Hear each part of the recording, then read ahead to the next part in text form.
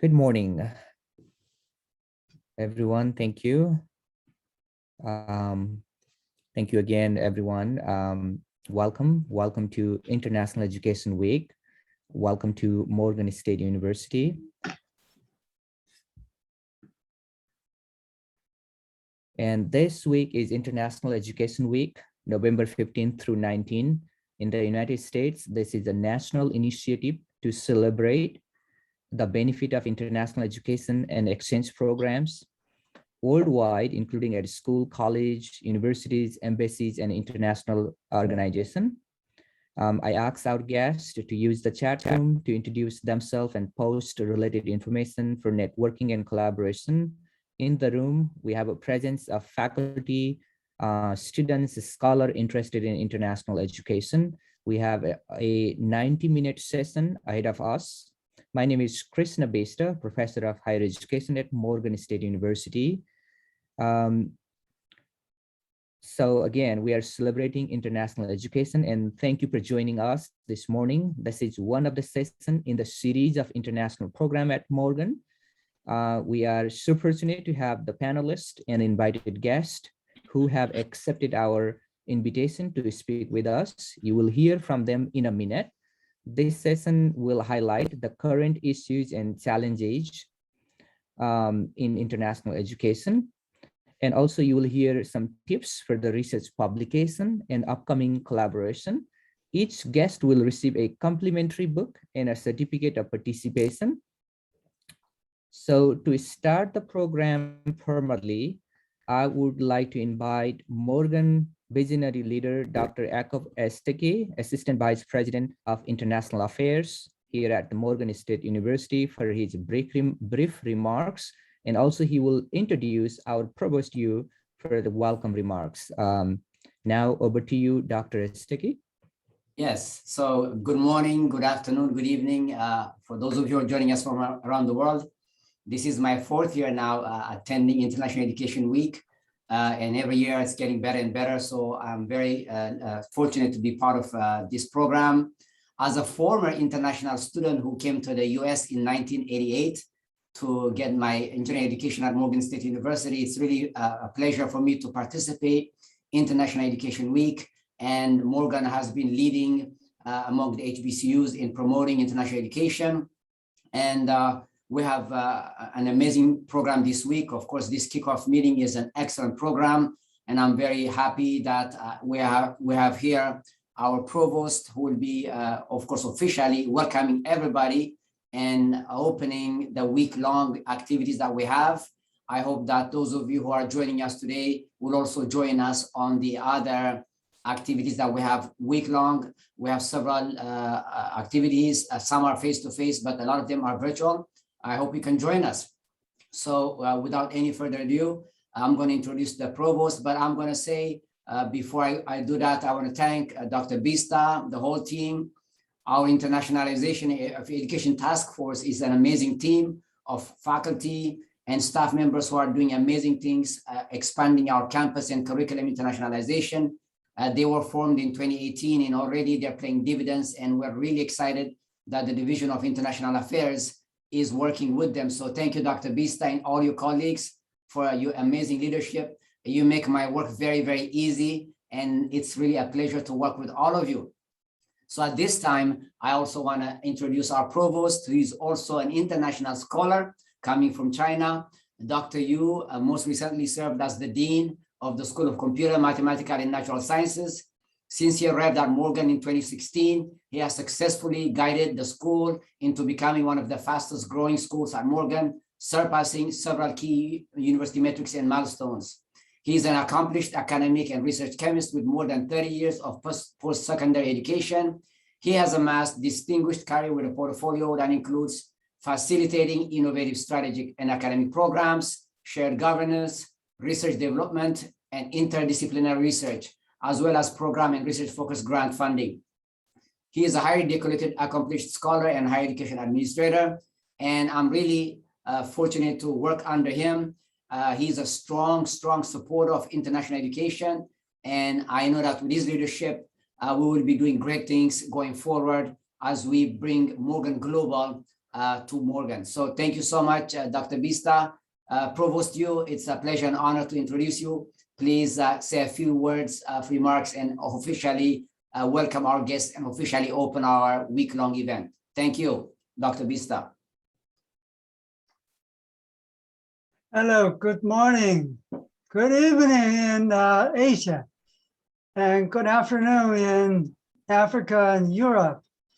So happy to welcome everyone on behalf of Morgan State University, the National Treasure Campus, and on behalf of our president, our wonderful president, Dr. David Wilson, who cannot be here. So I want to thank you for participating in this International Education Week activity. I really wish all of you have a great week of celebration, knowledge exchange, and research. I can see on this panel, we have colleagues from many countries in the globe. So this is where Morgan State is going. So in our new strategic plan called Transformation Morgan, Leading the Future. So we have 6 goals in this new strategic plan. One of the goals is to ascend Morgan State University to be a top-tier doctoral research university in the country. So that'll be 130 or so universities in the United States to be labeled as the Research One doctoral university. Now the goal among the 6 is to accelerate our global education initiatives and expand the university's international footprint. Morgan State has approximately 10% international students. So we want to expand this. So we already have collaboration with Asia, Africa, Europe, Mid and South America. So we want to expand to many different countries. So of course, a lot of our work in Africa, so East and West Africa. But we have done a lot with India, China, Nepal, and in Mid-America. And we want to, under the leadership of Dr. Jakob Astatke, to expand to Europe and to Mid and South America and to other countries that we have not done a lot with. So look out for us. So we might come to you and you might just come to us. So either way, our international program is a focus of our next 10-year strategic plan. So with that said, I really want to thank you for contributing your expertise to this meeting. I thank the panelists and the invited guests and invited speakers for your great contribution to international education. We know during this pandemic, nothing more shown that as an international community, we're all affected by the pandemic. So we are one village. We're working together as one village. When one family is affected and the other ones are affected as well. I thank you for this wonderful international panel. I can see we're coming from different countries, different races. So, but we are one family. So we want to work together for the well-being of the world society, for the world family. So, you know, I have roots in China, but my education is in Germany. But over the years, I've been traveling to India, South Africa, to Holland, and to so forth. So I've been passionate about international education. At my former institution, I used to chair the International Week. So I'm passionate about the students that's coming to our campus. So we want our campus to be an exemplary campus to host international students. So thank you very much for allowing me to welcome you. And thank you, Dr. Saki, Dr. Bista, for organizing this wonderful event. I wish all of you success. Thank you. Thank you very much. Thank you, Dr. Estiki, and thank you, Provost Yu, for your remarks. You are an extraordinary role model for international education as a senior thought leaders for the university. Your journey as an international student to Germany to now as the provost itself speak volumes. Thank you so much. Now back to the program. Just to remind that United States is #1 destination for international students. International education is definitely a multi-billion-dollar industry for educator, university leaders, policymakers, and they are seriously reimagining the landscape of global student mobility and international student in general.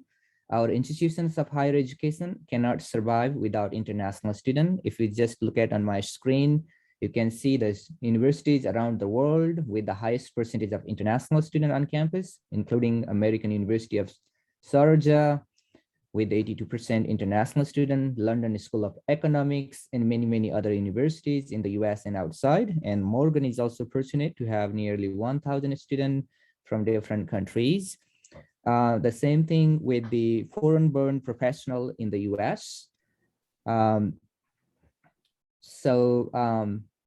And I am one of the at least 200,000 foreign professors teaching in the United States. So international education itself, is important for us. So in the last 2 years, as you know, we were in the life and death situation, losing millions of lives lost around the globe. Still, if you look at the traffic of international student mobility in the US alone and other countries, we did have, a good number, 914,000. And in the last 2 years, yes, we did have little decline, but from the fall of this year, since the August of 2021, we have a greater increase. And we are very optimistic about international student mobility. If you look at an example of the India itself, this year, 65,000 visa were issued for international student. This is just one example. So we are very optimistic, very positive on this. And this pandemic tells us exactly why we need international program and internationalization. We need our students, both home and domestic and international, to understand the global issues better. Now, let me introduce you another visionary leaders who extensively writes on international students and leads international programs and initiative at the University of Delaware. I enjoyed working with you on a number of initiatives, including 2 book projects. It's my pleasure to invite Dr. Ravi Amigan, Associate Provost for International Programs, for the guest remarks and the panel introduction. So now, Dr. Amigan, over to you. Thank you. Hello, everyone. Thank you, Professor Bista, for the very kind introduction. I'm Ravi Amigan, and I'm with the University of Delaware. Let me start by extending a very warm welcome to our host, Morgan State University, our guests, and all of our speakers here today. I'd like to, of course, wish everyone a happy International Education Week as we celebrate the meaningful impact of global learning and engagement, as you've heard from the welcome addresses earlier on.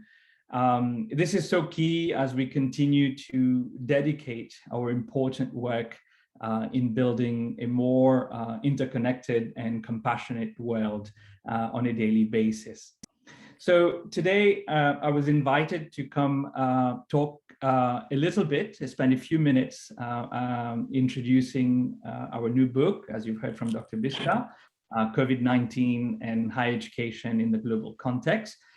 You'll get an opportunity, of course. Really the highlight of today's program is to hear directly from our authors, a panel of authors that we've assembled for you. So the release of this book, which I had the immense pleasure of co-editing with Dr. Roy Chan and Dr. Krishna Bista here, could not have been more timely, as I'm sure you can imagine, with us having to grapple with the unprecedented challenges and perhaps in some instances opportunities that the global pandemic has had on higher education and the international education sector.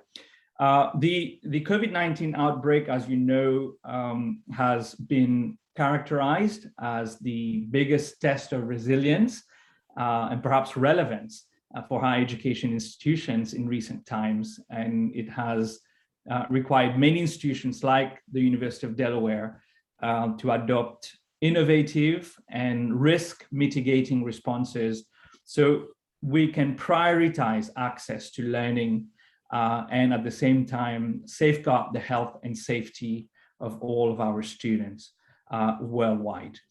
As you will find, the book offers new insights and perspectives from a number of wonderful scholars in the field for how we might go about improving higher education policy and practice. Some of the chapters expand across several thematic areas in higher education. So if you've not had a chance to take a look, I know you will get a complimentary copy, so I invite you to peruse through this publication. You'll find that there are 14 chapters that were assembled and organized into 3 different sections. The first section explores some of the more recent fundamental challenges in higher education, things like leadership styles across the university setting, the social responsibilities of institutions, issues around college admissions and enrollment, and what the impact has been on marginalized students. So very important topics such as how the concept of internationalization of at home could be used as a platform for building inclusive practices in how we go about our enrollment management priorities and strategies during and of course as we plan for after the pandemic. The second section, as you will see, our contributors discuss academic issues around themes such as graduate employability, research and mentorship, some innovative teaching and learning practices, as well as other emerging opportunities for university structures to continue to evolve in.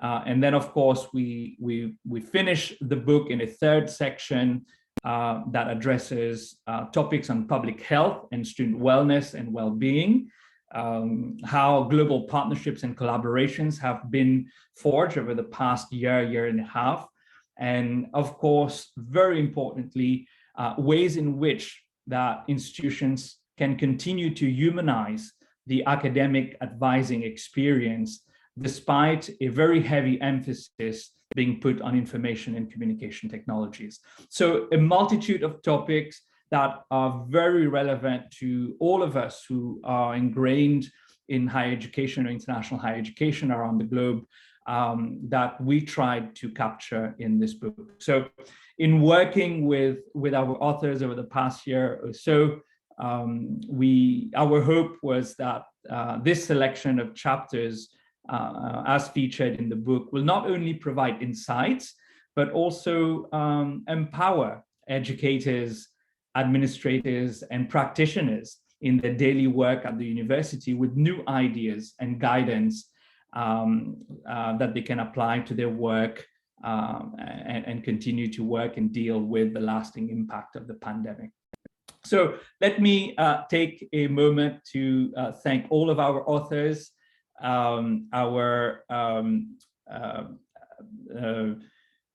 chapter reviewers, that so many were involved in this process, in this project, our colleagues at the Star Scholars Network, of course, for their extraordinary support of this initiative.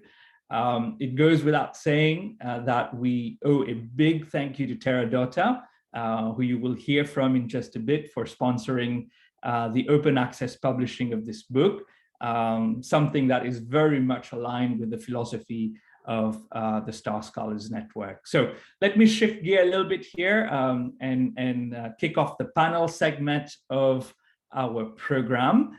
And we are just so very pleased that a number of our authors were able to join us today. Each speaker will have about 4 minutes to present their work. We'd be happy to take a question or two after each presentation.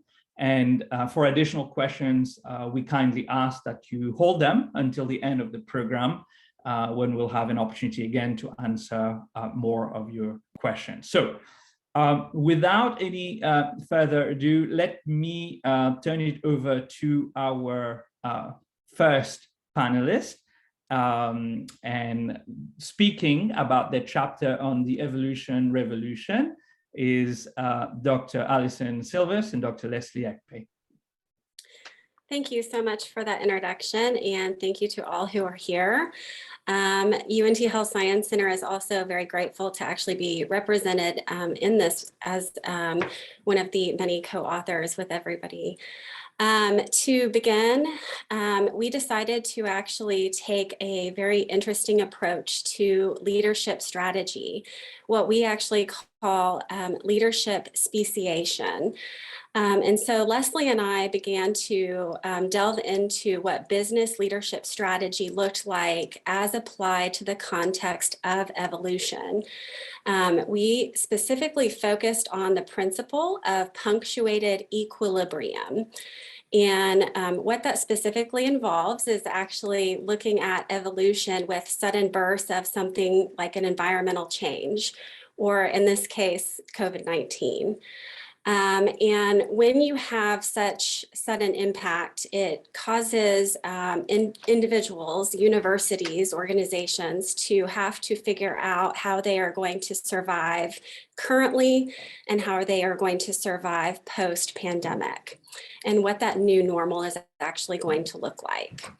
And so basically we took 4 principal leadership strategies: prevention focused, which is much more of a defensive strategy of cutting costs; a promotion focused strategy, which is basically putting a lot of money into something without actually looking at the data behind the need; and then a progressive and pragmatic leadership style. And what we actually found is that those that actually adopt the more progressive style of leadership actually are your true survivors in terms of thriving post-pandemic. Not just because of the fact that they combine both the offensive and defensive strategies, where they begin to cut costs, but then strategically think about listening to the needs of the community, as well as increasing diversification and innovation in their university system. Those are the ones that will actually begin to actually succeed. And so what we've kind of called this is the designer university. And that is the university that is actually listening to the needs of its community, as well as the needs of its own employees, its faculty, its staff, and innovating its way into what we would call this new normal. From this experience, as both non-traditional students, meaning Leslie and myself, I can tell you that the globalization and the diversification is actually the area that every university should be focused on right now, because of the fact that what COVID-19 has done for us is it has made us realize how we can meet the needs of our learners today and in the future. With that said, I'm going to go ahead and pass this on to the next speaker.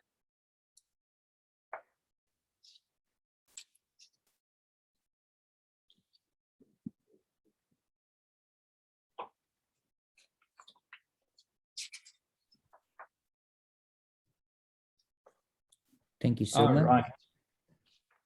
Yeah, Thank you so Katia, much. do you want to start?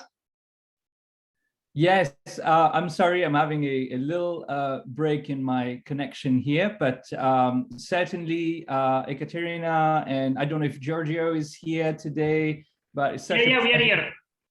Yes, pleasure yes. to see Yeah, you. I'm ready to start. Wonderful. Okay, great. Please go ahead. Mhm. Okay, so hello everybody. I will talk a little bit about our chapter.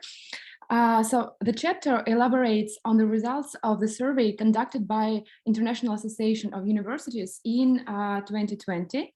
And that report was one of the first snapshots of the impact of COVID-19.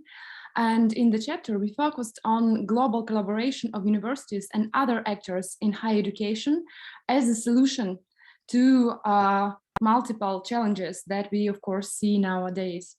And we looked at data on teaching, research, and other types of difficulties that universities across the globe encountered during the first year of the pandemic. And we also tried to analyze what is their response from global higher education community, not just from universities, but also from other actors. And what we found is that first, of course, there were a lot of, obviously, a lot of challenges related first to competition between universities and between countries. That was mostly related to medical research. But also another challenging thing was that some countries were, well, the policies were designed in a way that sort of neglected international collaboration and mutual support, even though it was emphasized as an important thing before the pandemic happened. However, what we found was that despite the tense geopolitical climate, countries and many institutions increased their proportion of international collaborations and open access publications, different types of collaborations between institutions, research collaborations, community support, and we provided some recommendations for universities on how to develop systems of mutual support. And Giorgio, would you like to add something? Yeah, thank you, Katia. Very, very briefly, I may add something interesting is that us at the International Association of Universities, we conducted the survey, as Katia said at the beginning, last year. Upon was a result, we based our chapter. But then what might be interesting for you is that this year in 2021, we conducted the second edition of the survey. So this is something we are now working on the report, and you could be interested in seeing the results when they will be ready. And I think like getting from what we saw also from our research now, we can summarize it very quickly, just in 1 minute, in order not to take too much time. One of the things that we have seen during the pandemic is really there is an increase of inequalities, and already existing inequalities or inequalities which were there, which were not there, but which were created by this rapid shift to, for instance, distance learning, and which is more emergency remote teaching and learning than real distance learning. But also, if we look at the big picture and we see increasing geopolitical tension, for instance, in the world of research, we see really that in a way we are a call for more cooperation at global level, because the pandemic is just one example, but we have a lot of different, I mean, the COP just finished in Glasgow, and we all see the very important challenge of climate change. So we have really global challenges which are demanding global solutions, and we demanding on higher education institution more cooperation. But on the other hand, we also see a very strong competition climate and tendency, especially political tendency, towards more closure. And I think for the future will be very interesting to see how all this development, sometimes conflicting, sometimes strengthening themselves, will evolve also together, hopefully, with the end of the pandemic. Mm-hmm. Thank you, Giorgio. And if I may add something as well, if I have 30 more seconds, I'd like to I'd like to share some experience on global collaboration that we developed as an attempt to respond to challenges of the pandemic and to monitoring the data on higher education transformations.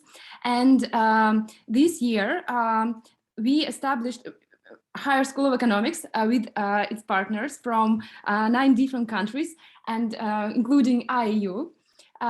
Established an observatory for higher education transformations. And this is a very new project that aims at looking at key trends and key changes that are happening around the globe and comparing them from a global perspective, from perspective of global regions and so on. And just a small announcement, this Friday we're having a webinar and I'm sending the link in the chat. So please, if you're interested, you're very welcome to join us.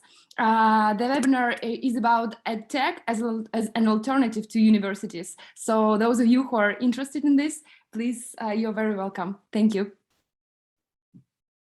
Thank you so much. You know, we didn't do this for our first presenters, so I just wanted to kind of pause really quickly and see if we had any questions for the first 2 set of panelists before we move on into our program. Does anybody have any questions? Please feel free to jump in.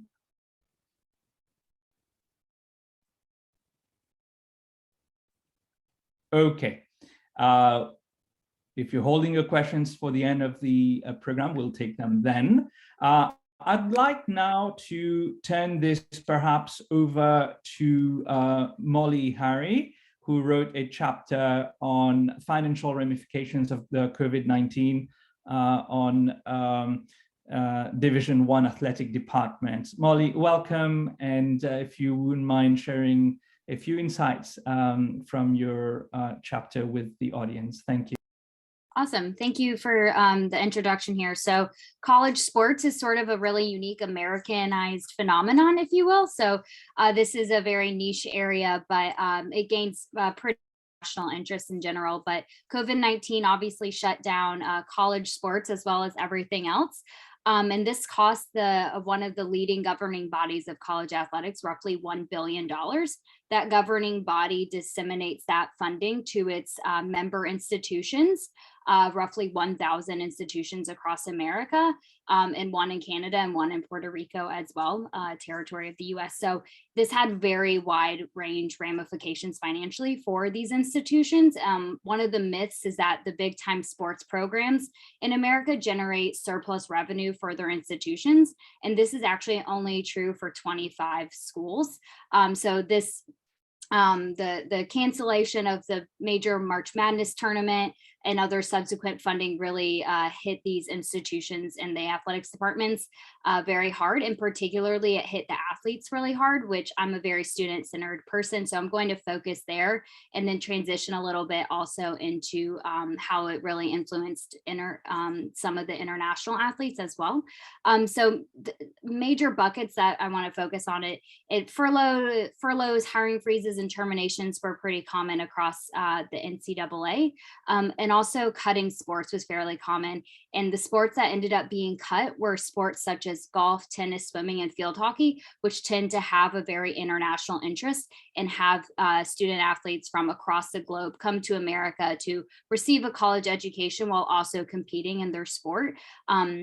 And when those sports were cut, those athletics opportunities were canceled. And also those athletes, a lot of the times were forced to go home, as we all were, but their homes were not close by, they were far away. So of course, those travel restrictions that we experienced greatly influenced a lot of international athletes, and some at my institution are just now even returning. So they're like these cancellations had some far reaching impacts there.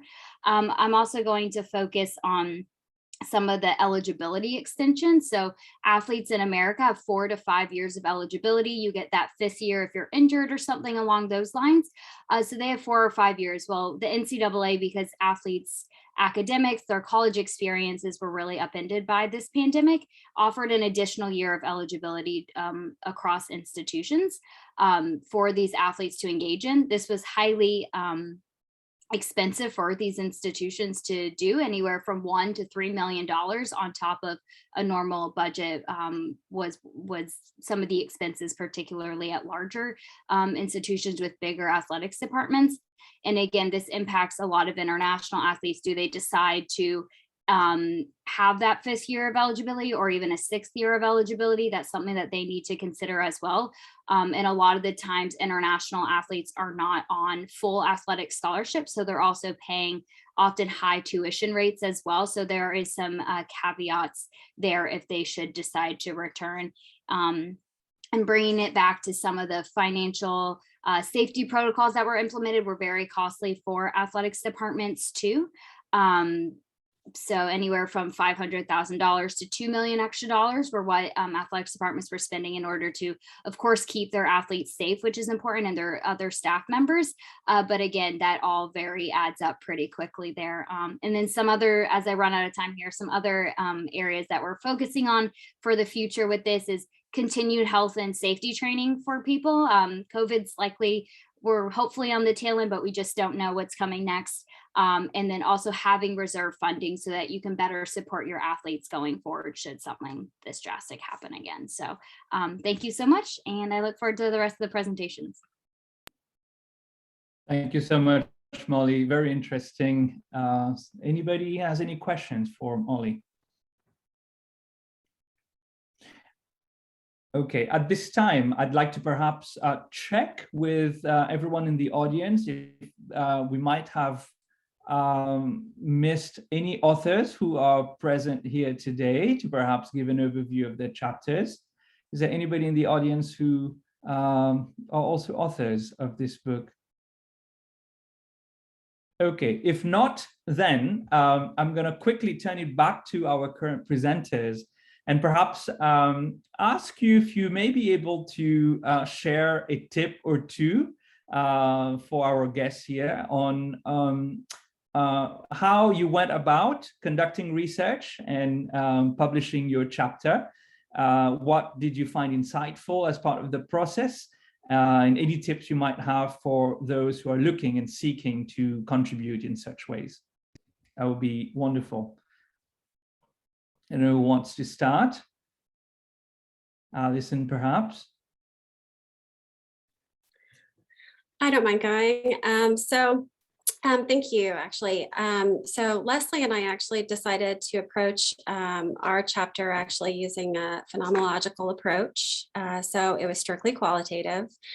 And we focused specifically around the phenomena that occurred between two very different universities, one being a very large private university and one a public.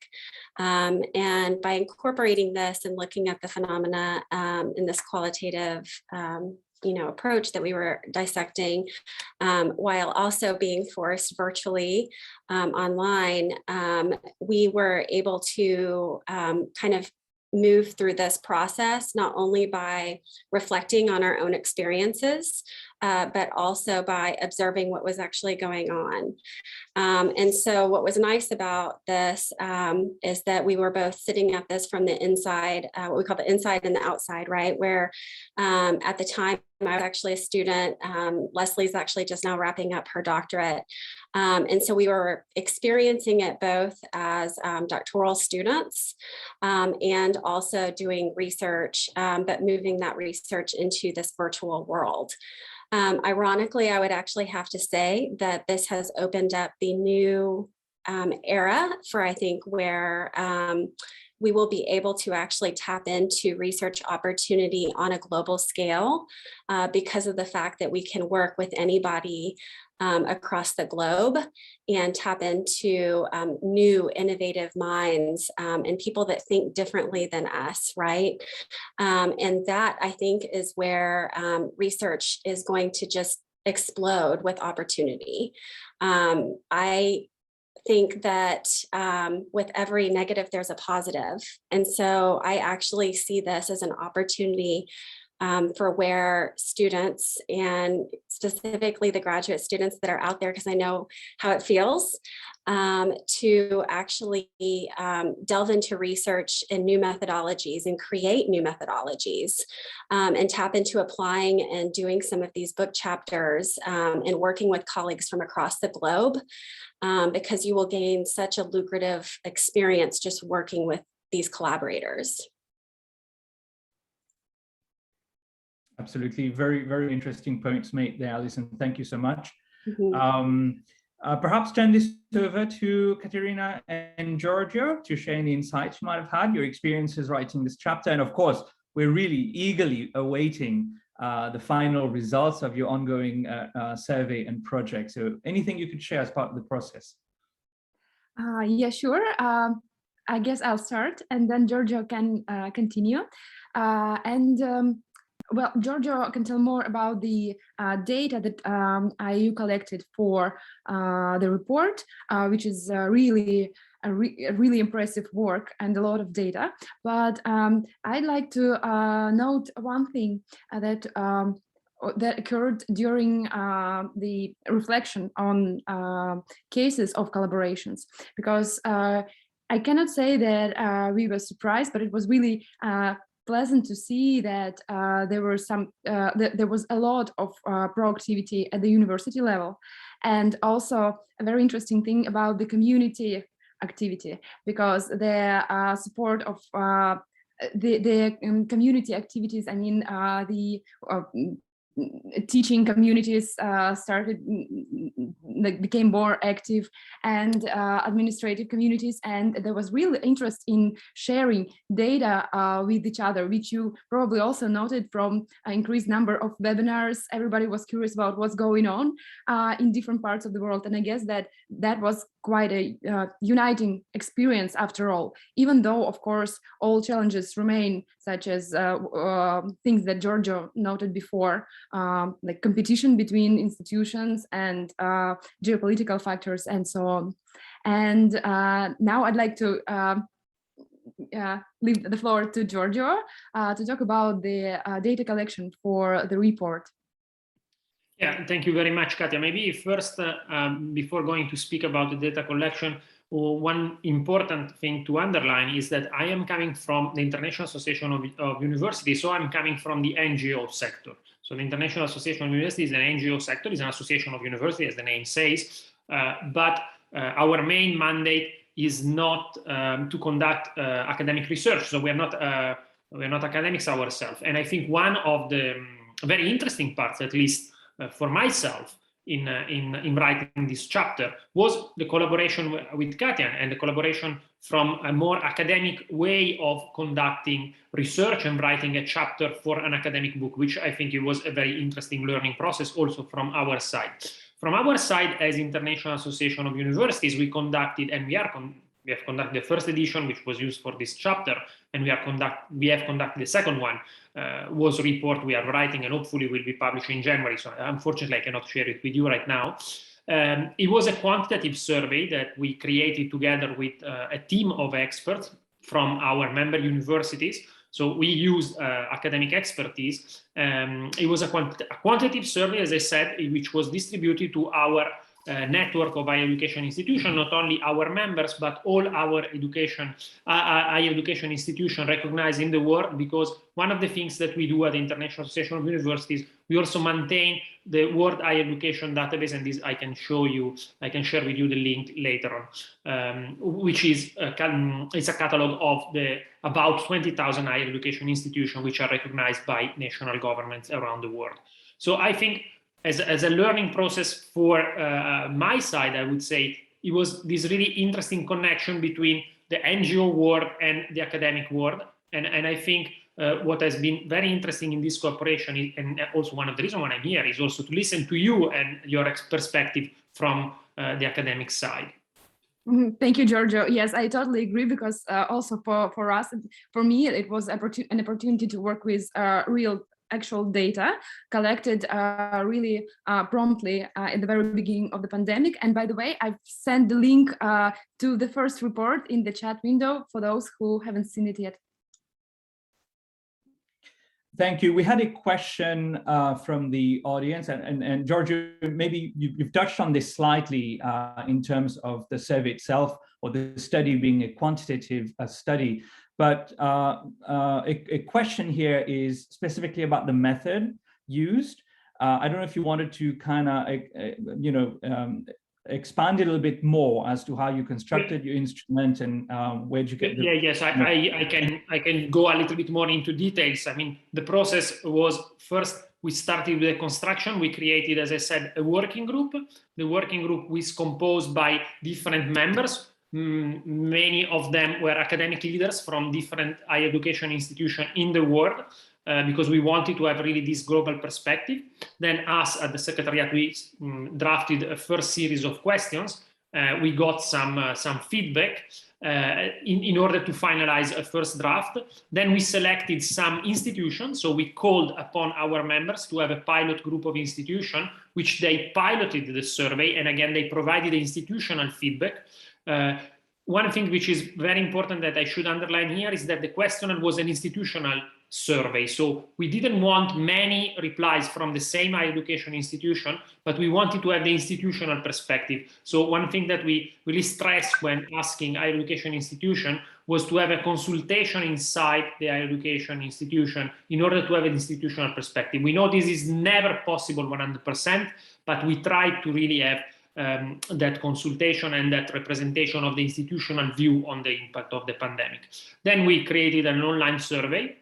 We put it on SurveyMonkey if you want to know the software that we used.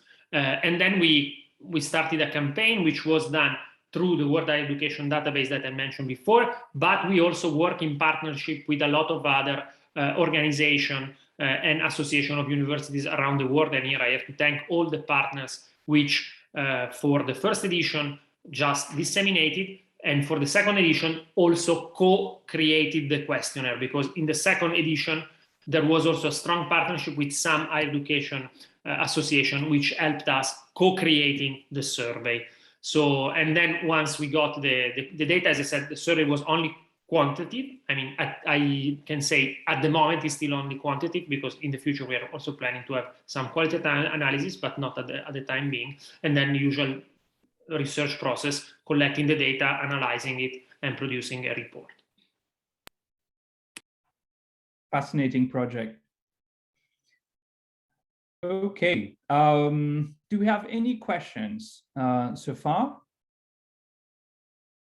If you do, please go ahead and type them in the chat, and I will bring them up for the audience and our presenters. Let me turn to Molly to ask the same question, Molly, in terms of your experience doing research, and you are currently a doctoral student at the University of Virginia, School of Education and Human Development. So we'd love to get that perspective. It was just fascinating to work with you as part of this book project. So any insights for the audience? Sure, yeah, this was kind of challenging, right? Things with college athletics move really fast, and things with COVID were moving really fast. So staying on top of all of the media articles and the limited research that was coming out was pretty challenging. And athletics departments would say, oh, we're playing sports, and then they'd say, oh, no, we're not, and then they'd switch again. So I have many renditions of this chapter where things looked very different, but it was really fun. It really helped me stay up to date on things going on in COVID-19 and college athletics and higher education in general. So it was challenging, but also an enjoyable challenge. But for helpful tips, I guess I just staying on top of literature and just having fun while writing. I really enjoyed it. And I think that made the process a whole lot better of writing a book chapter with all of these other wonderful scholars here. So it was a really enjoyable process, and I hope to do it again. So. Thank you, Molly. We had a question here. It's about how to get a copy of the book. So I'm going to go ahead and we'll go ahead and give you the links to this. You could, there you go. I think Roy just dropped that link into the chat room. For all those of you looking to download a free copy of the book, you can go to the URL that's just been shared. Thank you, Roy. Let me ask the audience if you have any other questions before we move to the next segment of the program today. No other questions so far. So let me now go ahead and introduce our special guest, Chike Lawrence Mitchell, who's the marketing manager, digital strategy for higher education with Teradata. As I mentioned earlier on, this project would not have been possible without the support and open access sponsorship of Teradata. Wonderful collaborators and supporter of our work that we do in international education. So Chike, welcome, and we would love for you to share a few words with us today. I'll turn this over to you now. Thank you so much. We're thrilled to be here. Well, I'm thrilled to be here representing Teradata as a publication sponsor of COVID-19 in higher education in a global context. For some background about me, I'm the marketing manager at Teradata, and I'm a digital strategist. I've worked in global ed departments, strategic communications, and digital advertising at agencies supporting higher ed departments for a wide range of institutions. But that's enough about me. Teradata is an international education software provider. And so we work to help institutions scale their global education initiatives. The company was started around 20 years ago at UNC Chapel Hill to help modernize a study abroad department's process. And since then, we've scaled to over 600 client institutions. We've processed over 1 million student applications and facilitated the travel to and from over 85 countries. And so, a lot of the work is to help universities manage, locate, and communicate with students, faculty, and staff, both at home and abroad. Recently, we've launched a global engagement platform. It's really been in response to the past year and a half shifts in higher education, specifically global education. And so this cloud-based solution, it encompasses incoming, international student and scholar service, ISSS, outgoing, study abroad, and travel risk management, which includes the Alert Traveler mobile application. And so this platform, it really serves as a hub for institutions, these global experience programs to pull in timely and relevant student data, which enables a deeper level of analytics, as there's an increased focus on risk management, especially now, where are our students, how long are they supposed to be there? Are they where they're supposed to be? Can we communicate with them right now? That's really our focus, trying to bring a level of understanding of the student data, staff data, faculty data up a level. So that it can be acted on fairly promptly. So thank you again for allowing me this time, and I'm excited for the rest of this week's events. Wonderful. Thank you so much for joining us today, and please do say hello to all of our colleagues over at Teradata for us. I'll turn this over now to Dr. Bista to continue with the program. Dr. Bista. Thank you, Dr. Megan. Appreciated your support and collaboration.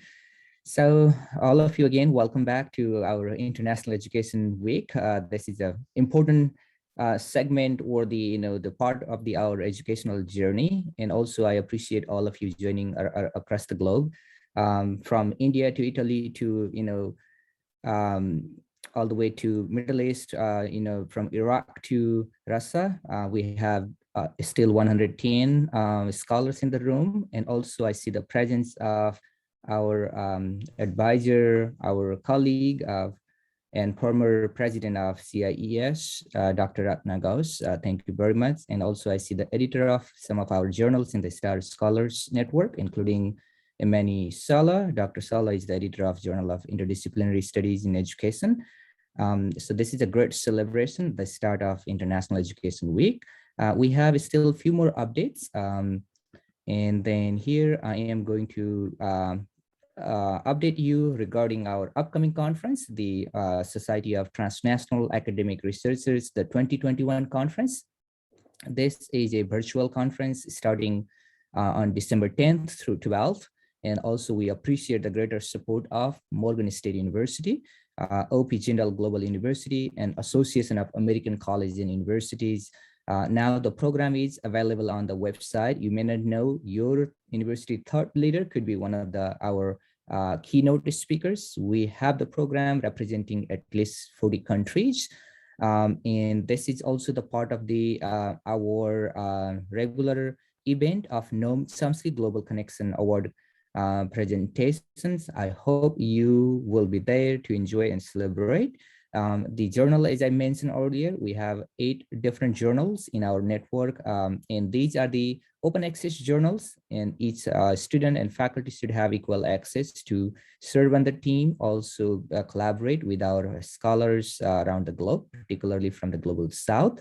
And also my colleague here in the room and those who could not make here today, had a pleasure of working on with several scholars in our Star Scholar book series, as well as the other books in the Routledge, Taylor and Francis and Springer. So we are very glad to let you know that we published 15 books over the pandemics, and 5 books from Star Scholars and other 10 books in collaboration with the Routledge and Springer. If you have any promising topic for the book proposals or as chapters, please feel free to reach out to us, to one of our journals or upcoming book projects.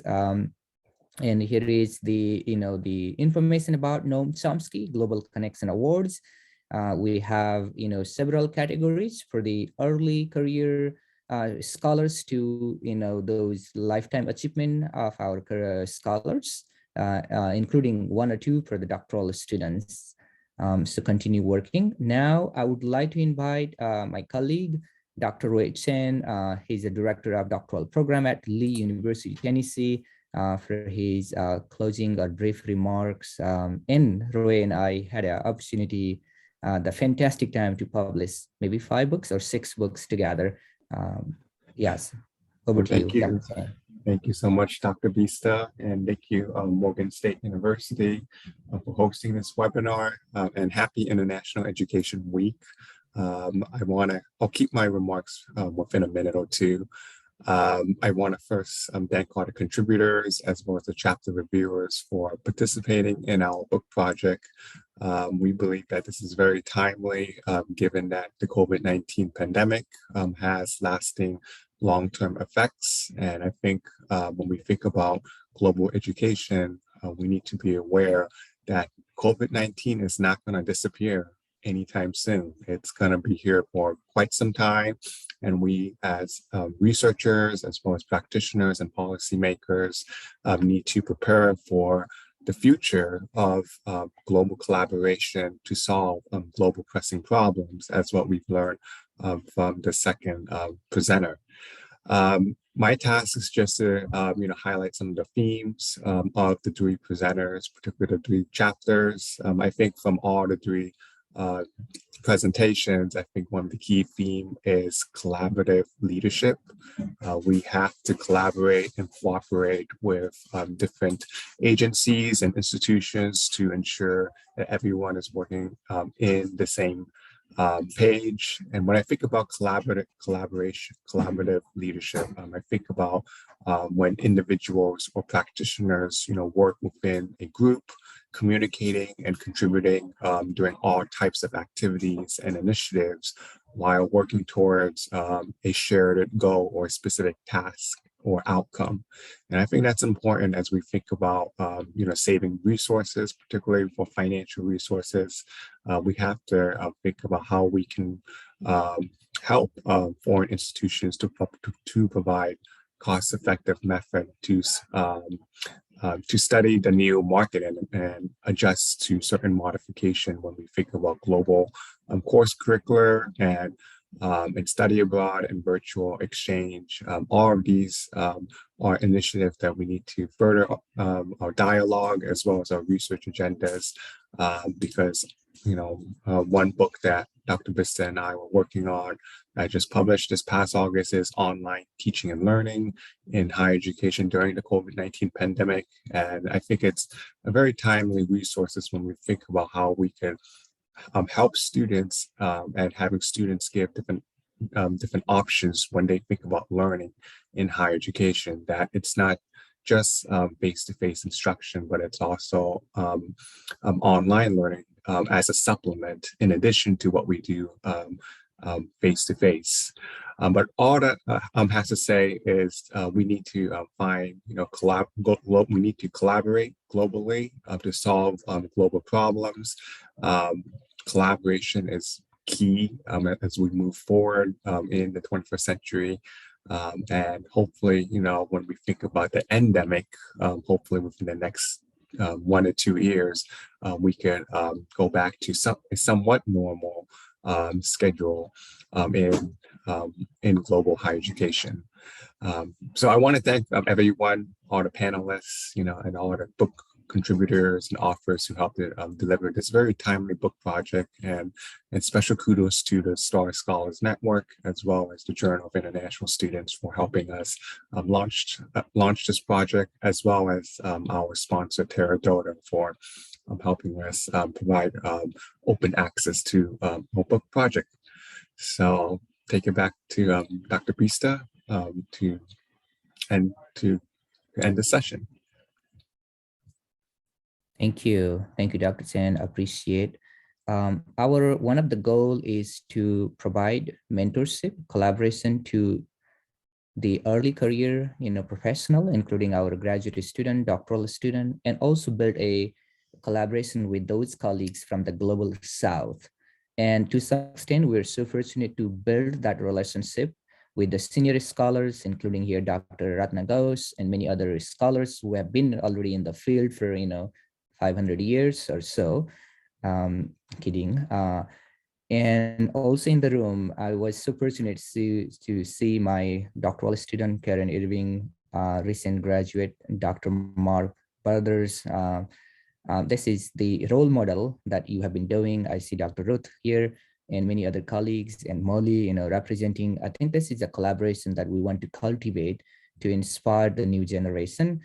So in the last 10 minutes, we'll have an open discussion. Anyone can chime, can ask any questions, anybody in the room. Before that, I'd like to acknowledge some of our institutions that we are always grateful, including here again, my institution, Morgan State University, great leaders, including Provost Yu and Dr. Esteke, and many faculty members I see here in the room, and the entire Division of International Affairs. Similarly, the colleagues at the University of Delaware, the leadership of Dr. Amigan and his team, we appreciate that. And then also we support, we respect the collaboration, and we have been having a very fruitful collaboration with Teradata, Ron and all other colleagues there. Thank you so much. And also special thanks to our professors, directors, and then our vice president from the Star Scholars, including President Gonley and other colleagues. Thank you so much. This is very fruitful collaboration. We are able to connect our scholars around the globe, and we look forward to seeing you in our upcoming conference. And again, great thanks to Morgan State and the University of Delaware and the Lee University for their support. And now I would like to invite each of you, everyone, to chime in the open discussion. This is the open forum. We can ask any question of your interest. Thank you again, making International Education Week great. Okay, you can unmute your microphone and ask any questions that you have, or any remarks, comments.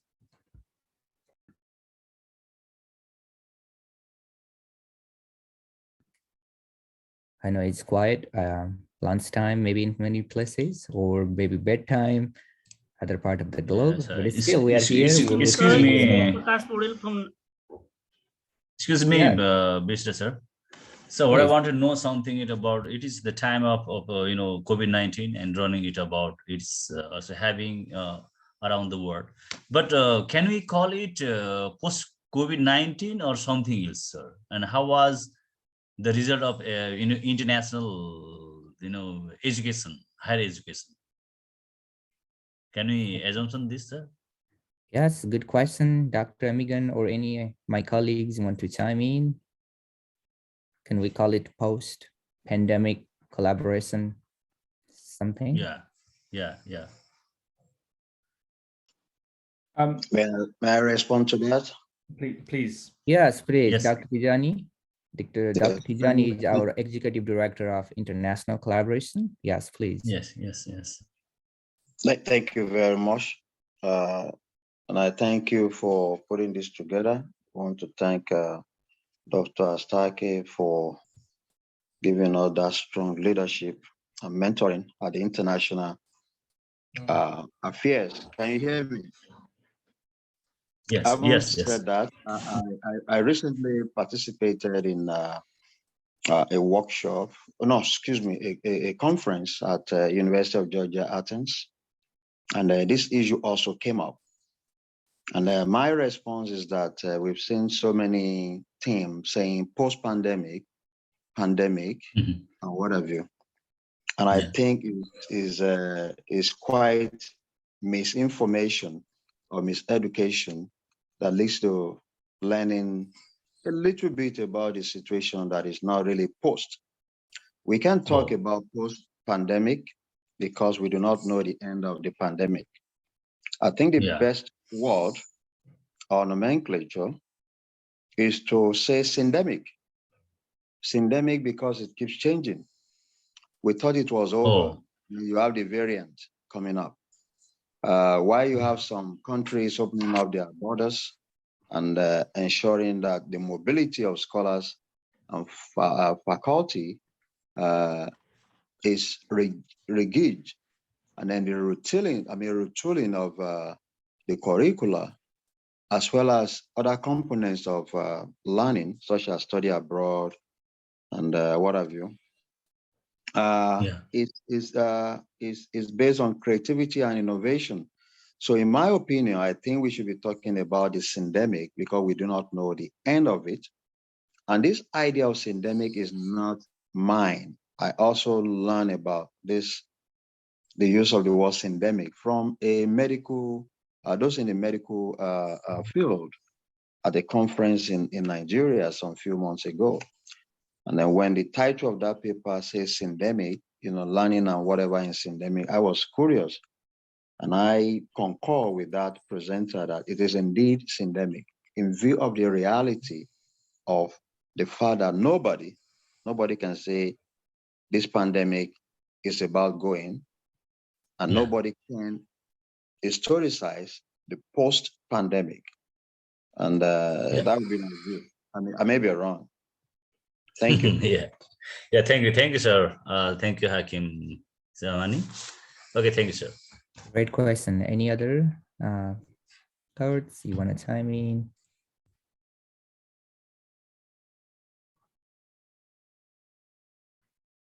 No. Definitely either lunchtime or bedtime. I have a question for us to ponder about. Please. Because when we were drafting this program, I began to think about three questions, but I will just ask one for the because of time. And the one is that I would like us to leave this room or answer, if anyone can, is what is the future of global partnerships in the era of pandemic or syndemic? What is the future of global education and learning? There's a difference between education and learning. And oftentimes faculty, researchers do, mix it. When they just say education. It's one thing to be educated, it's one thing for learning to occur, as we all note on our syllabus or syllabi. If we teach more than one course, you say the learning outcome, learning activities. And then, so what is the future as we converge, as we have this mobility, yet there's that restriction even on campus to follow the protocols? How do we, I don't know, maybe if I'm making any sense, someone can educate me. I could see Dr. Allison nodding, maybe nodding in disagreement or nodding in agreement. So let's listen to her. So I was responding actually because some of the elements of social psychology actually were kind of brought up. So I thought that this would be a good point to kind of bring this element to play. And so you have to kind of think about, like, you know, pre-pandemic, you had leaders that were kind of following in this path, and you know, you had brick and mortar, you had lots of buildings, and those buildings needed to be financed.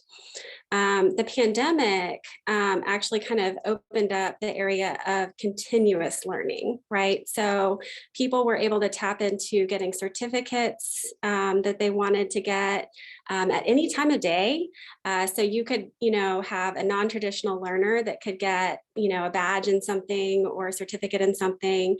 But it also heightened the competition, right? So it caused all the universities to have to actually reflect on what they were doing, and then also have to meet the needs of what we call like the consumer of education, right? The people that are actually wanting to be educated. And so fundamentally, the reason that we're kind of like struggling with this is because you have a lot of our administration, our leaders are fundamentally trying to grapple with how do we justify paying for brick and mortar, but also meeting the needs of a community of learners who are now global and can tap into and meet with anybody virtually from anywhere at any time.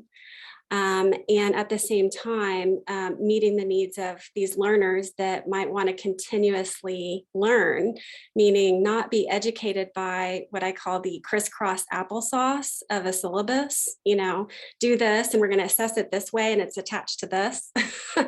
But meaning like, I actually want to get educated and learn this because I'm going to apply it for a new skill so that I can have upward mobility where I didn't maybe have that before.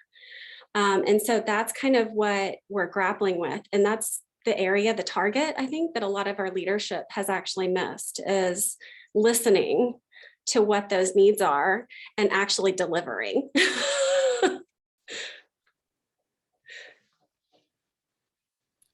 Thank you. Thank you. I have a question, if that's okay. Yeah, please. Yes. Yeah, hi. I'm Harshita from India. If you remember, sir, I even wrote to you. Mm-hmm. Please, Yeah. yes. So Put your this questions, is great, or this comments. is regarding. So I would like you know, the insights from the panel and from yourself as to how do we perceive the future of higher education in an era where there is such a great digital divide. And we are looking at questions of access for higher education. So internationalization definitely is a part of that. So what about the idea that we are trying to do away with the ACTs and with the SATs, the access, the inequality, the digital divide? I mean, I'm trying to mix up 4 or 5 questions together.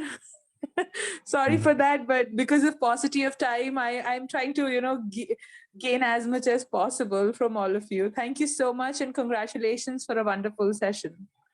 Thank you. Yes, what I will start with something, and Dr. Amigan or Dr. Esteke, the leaders of international education, will chime in. But pandemic, for me, the way I see the, you know, the entire thing happening in last 2 years is an opportunity for us to rethink. It's like something you lost your cell phone, or you are resetting your buttons of your phone or computers, and you have, you know, some sort of feel of loss when you lost all the pictures and your materials in the phone. When you reset the buttons, right, you feel certainly unhappy for a while. And then when you buy a new phone, or when you start, you know, having new programs, then you have an aha moment. So this is a big time, probably a golden opportunity for all of us, young or older, experienced or seasoned authors, to rethink ourselves, to reset our misperceptions, miscalculation, or some of the, you know, the dreams, you know, that we were hoping for many years. So this is probably a sort of journey from traveling from one world to another world, to look into, to rethink our perception, our understanding, our neighbors, and even our boundaries. For me, it's a sort of way of learning ourselves. And I'm so much thrilled to know some of the small things happening. For example, remember for many international students living outside the US or any part of the globe, how much it take to you to get your I-20s, to deliver them, the cost. Now they are accepting, making it normal to have a digital I-20s just via email. If that thing could be done now, why they did not do about 10, 20 years ago? So this is a big one. And now the digital signature. I remember many of my colleagues, sending their signature from London to US. Now we are okay with the digital signatures. So we have been changing ourselves. And then same thing with our, professors or even students. We have been relearning, we are rescaling, upscaling our, ideas using technologies. Many of us didn't know how to use, or run a mega scale conference. Like right now, we were so fortunate to get 115 individual. If this is the same event we were doing in person, imagine the cost, or travel, other thing. We are still, having close to that, in-person interaction in our own space. So I am more looking at the positive aspect and maximizing the potential what we have now, rather than too much being worried on what happens tomorrow. I like to live today and be happy. Maybe more information might be from Dr. Amigan or Dr. Astiki. Yeah, I like what you said, Dr. Bista. I completely agree with you. My background is engineering, and we always say that when you struggle, and that's really when you see opportunity. And what this COVID pandemic has shown us is that when humans are facing a serious challenge, then they start thinking outside of the box. Just like you said, things that we would have never thought of doing, we were forced to do because of COVID. And a lot of the things, the new things we did because of COVID, are things you should have done a long time ago. It would have made our lives much, much easier, much more efficient. But because of COVID, we were forced to change how we run business, how we conduct education, how we even live our lives. So I'm like you, Dr. Bista. I was scared at the beginning, but then I said, wow, this is an amazing opportunity now. As an engineer, how can I restructure, retool my skills, and how do I change the way I do things? And once again, I'm a changed person now. I will never do things that I did before COVID, because I have learned so many new ways of doing business, of conducting meetings, of getting things done. And actually, I believe that my efficiency has increased significantly because, like you said, Dr. Bista, if we all had to attend this conference in person, maybe out of 115, maybe 20 of us would have shown up, because it's going to take thousands and thousands of dollars, and which means that this amazing discussion we're having will only be kept maybe within the borders of Morgan. Maybe Morgan faculty and a few of our students will be sharing. But now, when you open it up with this Zoom net system, we have hundreds of people who are touched, and they touched us. And I believe that this thing is here to stay with us. And so I'm thankful in a way that COVID forced us to re-engineer all the things that we do. And now we will look at new ways of doing business. Like you said, it used to take us so much money to send out those I-20s by FedEx. And then the students used to say, I didn't get it. And then we even asked them to pay for it. So all those things have been improved. So overall, despite the negative things that have happened, I know that students were really upset that they were not on campus. But what happened was now they learn a new skill. They learn how to stay at home, learn how to study, and be more self-sufficient. And now that the campus is open, they have an extra tool in their tool belt. So that's pretty much my message is, yes, COVID impacted us, but I believe that something positive came out of it. We are now better than we were before. And as we reopen and re-engage in the things we used to do before COVID, we need to keep the new things we learned and keep them and evolve them. And I believe that it will remain with us forever. So that's the one thing I want to add. If I may jump in really quickly, I couldn't agree more with Dr. Bista and Dr. Astake here. But one of the implications that we have to shoulder as higher education professionals and educators is that this also behooves the importance of training and development and preparedness for everybody in the higher education world. I don't know if you're familiar with the World Council on Intercultural and Global Competence. They just released a report that highlights the importance of ethical development in technology that promotes work and collaboration across cultures. I think there was a question in the chat that got to that as well. Great, we've got a heavy reliance on technology. We've reimagined, we've reworked our processes and protocol, but let's just make sure that our students are at the center of this process and we're humanizing the advisory and guidance functions of our work in higher education, and that it will continue to be essential that we move forward our academic operations with faculty and staff preparedness, and that requires strategic reinvestment and training and support from higher education administration. I just wanted to add an implication that I'm hearing a lot more of, that it's not just we change, but how do we do this together with the right level of support and a strong platform so we can change together whenever is needed for the support of our students and scholars. Well I said. just asked Thank a you. question. Please. Yes. What I find absent in the panel is the student voice. And the previous speaker, Dr. Ravi, now just said about that the student must be central. How are you going to increase the student voices in terms of learning, but also in terms of management and leadership? Because I think that is one of the key questions for me.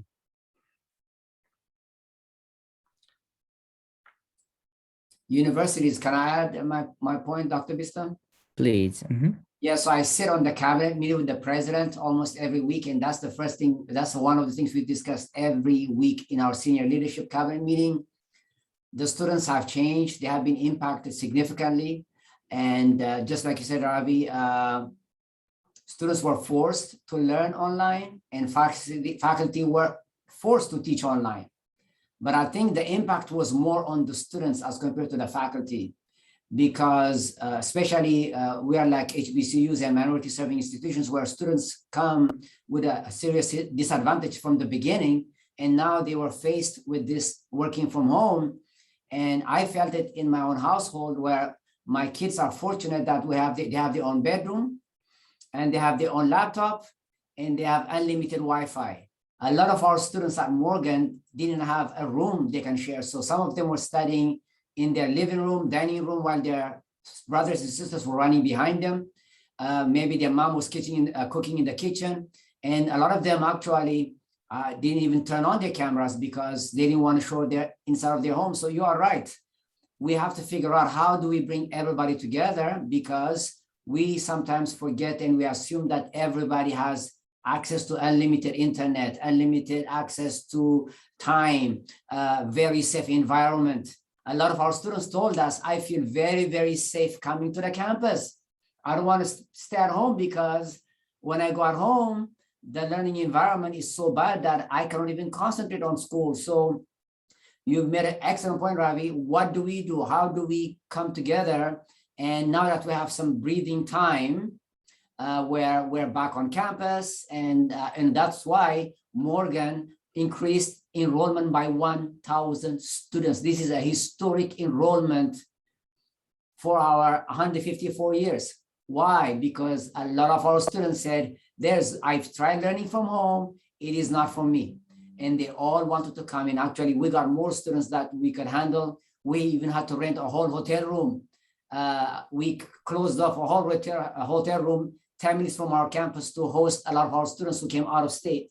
So you are right, the students have told us they don't like this new environment, because when they had a hard time learning inside of the classroom in front of the professor, now they even have a hard time learning at home with a professor who is not well qualified to teach online. Remember, professors did not have any qualifications. They suddenly were forced to go online. I remember when I was a professor, I stopped teaching 4 years ago, but I went through the training of online teaching. But in most campuses, how many of the professors have that training? Maybe 10%, 20%. So 80% of our professors were forced to teach online, and a lot of them did not like it. And then the students are the ones who suffered. So you made an excellent question. And what we are doing right now is we're saying, we have a breather now. How do we make sure that we are better prepared if another pandemic comes back and we are forced to shut down again? How do we prepare ourselves? We're hoping for the best, which means that we open our campus, continue our discussions face to face, but it is a challenging question, and students have been impacted. Finally, one piece, emotional intelligence was a serious problem. We were forced to hire so many new counselors because our students told us this COVID had put so much stress on them. They need more counseling ever than before. So a lot of things are happening to our students. We have to listen to them. And that's, I guess, that's our goal as administrators and as faculties. How do we support them? And I'm sorry I spoke too long, but thank you. Thank you. If I may just add one more point to that, Sure. This is very important. I fully agree with this. And I think this is where the student voice, as the question denotes itself, the student experience is something that we've got to be listening to, and we've got to be more intentional with our assessment approaches, with our benchmarking approaches, create avenues and channels for our students to tell us how they're feeling, what is important to them, what matters to them, how they're coping with the differences in their academic and non-academic settings, living experiences as well. So I think my other book project that was published earlier this year had to do with capturing the experiences of international students. And we captured over 8 years of student experiences at a university site as part of an international student essay contest. And we looked at what really matters to these students. And now, over the past year and a half, throughout the COVID-19 period, how has that changed? So there's a lot of room for comparative analysis there. But again, I'll say keeping everything with a student-centered approach is really key. One of the key issues, I think, criticism that we get in higher education is, as higher education administrators, sometimes we think we know what our students want, but we've got to listen better. We've got to find out more what they actually need. Well said. Thank you.